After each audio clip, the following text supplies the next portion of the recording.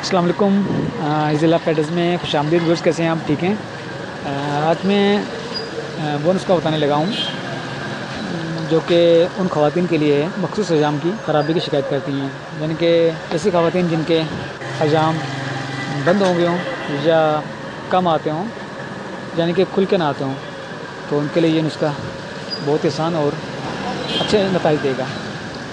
आपने पंसार किसी अच्छी दुकान से 3 ग्राम एलवा लेना है और 3 ग्राम असली ज़ाफ़रान लेना है और 1 ग्राम हीराकस लेना है। ठीक है, तो आपने इन तीनों चीज़ों को पानी थोड़ा सा मिला के तो इसको अपने खल करके बिल्कुल सफ़ूफ़ कर लेना है। और इसकी आपने एक एक माशा की गोलियाँ बना लेनी है। इस्तेमाल का तरीका ये है कि सुबह दोपहर शाम एक एक गोली अर्के बादियान के साथ, यानी कि अर्के सौंफ के साथ, जो कि नीम गर्म हो, मखसूस हजाम की तारीख से 4-5 दिन पहले ये खानी है।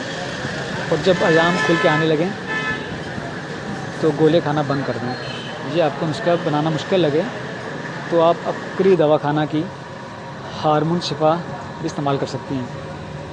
हजाम की बेकायदगी हो या ख़ास हजाम के जिनों में शदीद तकलीफ़ की शिकायत हो, जैसे सर का चक्कर आना, नींद ना आना, बेचैनी, घबराहट या चेहरे पर गैर ज़रूरी बाल हो जाना, और इसके अलावा रहम की सोजिश, बार बार इसकाते हमल होना या हमल का ना होना, और हार्मोन्स की ख़राबी, और थायराइड ग्लैंड, और ये एक मिर्गी का भी बेहतरीन इलाज है। तो आप ये नुस्खा लाजमी इस्तेमाल कीजिएगा और अपनी राय से आगाह कीजिएगा। और वीडियो अगर आपको अच्छी लगे तो शेयर करना ना भूलिएगा और सब्सक्राइब करना ना भूलिएगा। अगले वीडियो में फिर मिलेंगे। इजाज़त दीजिए। अल्लाह हाफ़िज़।